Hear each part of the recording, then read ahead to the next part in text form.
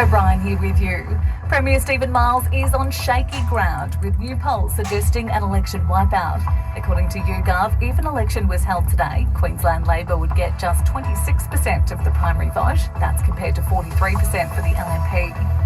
An investigation targeting offenders on the dark